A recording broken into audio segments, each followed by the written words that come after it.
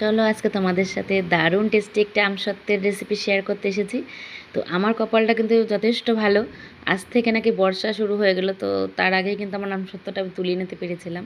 তো এই নিয়মে যদি একবার বানিয়ে রাখতে পারো তাহলে কিন্তু সারা বছর সংরক্ষণ করে রাখতে পারবে, কোনো রকম নষ্ট হয়ে যাবার ভয় নেই। আর এইভাবে বানিয়ে দেখবে, খেতেও কিন্তু দারুণ টেস্ট হয়। আর দেখতে দেখো কতটা লোভনীয় লাগছে, খেতেও কিন্তু দারুণ টেস্ট হয়। তো এই নিয়মে একবার বানিয়ে দেখতে পারো। তো চলো রেসিপিটা তোমাদের সাথে একবার শেয়ার করে নিই।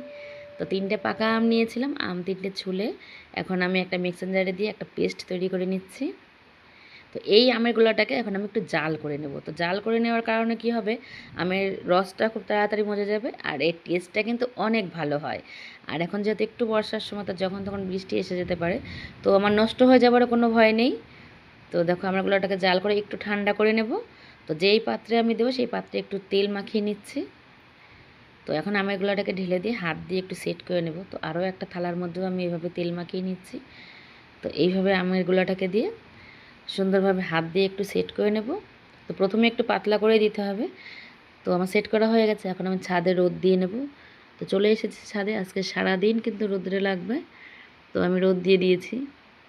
তো আজ সারাদিন রোদটা লাগুক। আর আমার সাথে কে ছাদে এসেছে দেখবে, ওই যে দেখো, আমি যেখানে যাব ওর সেখানেই যেতে হবে। তো আমার কিন্তু দিতে একটু বেলা হয়ে গেছিলো, 12টা বেজে গেছিলো। তো আমার কোনো টেনশান নেই, যেহেতু আমি জাল করে দিয়েছি, এটা নষ্ট হয়ে যাবার কোনো রকম ভয় নেই। আর খেতেও কিন্তু দারুণ টেস্ট হয়। তো বিকেলবেলা হয়ে গেছে, আবার আমি তুলে নিতে চলে এসেছি। তো প্রথম দিনেরটা কিন্তু বেশ শুকিয়ে গেছে, দেখো ভালোভাবে শুকনো হয়ে গেছে, এখন আমি তুলে নিচ্ছি। তো পরের দিন সকালে আবার একইভাবে ওই আমসত্ত্বটার ওপরেই আবারও 3টে আমকে আমি পেস্ট করে জাল করে নিয়ে ঠান্ডা করে আবার ওর ওপরে সেট করে দিচ্ছি। দিয়ে আবারও একটু আজকের দিনও রোদ্রে দিয়ে দেবো। যেহেতু জাল করা, রোদ কিন্তু খুব বেশি দেওয়ার দরকার হয়নি আমার। তো দেখো বিকেল হয়ে গেছে, তো আমি নেট দিয়ে ঢেকে দিয়েছিলাম, কারণ পাখির ভীষণ উৎপাত হয় ছাদের মধ্যে। তো এই দেখো আমসত্ত্বটা কিন্তু আমার রেডি হয়ে গেছে। তো পুরো শুকিয়ে গেছে, এখন আমি তুলে নেব।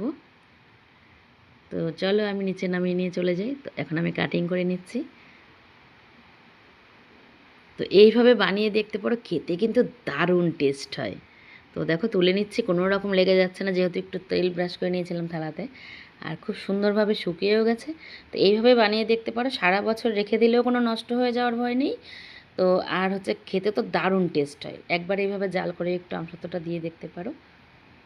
আর আমার রেসিপিগুলো যদি তোমাদের ভালো লেগে থাকে তাহলে প্লিজ চ্যানেলটাকে ফলো করে দেবে। আর যারা ইউটিউব থেকে দেখছো তারা চ্যানেলটাকে সাবস্ক্রাইব করে দেবে। সবাই পাশে থাকবে। তো দেখো কতটা লোভনীয় লাগছে, তোমরা চাইলে অবশ্যই একবার এইভাবে বানিয়ে দেখতে পারো।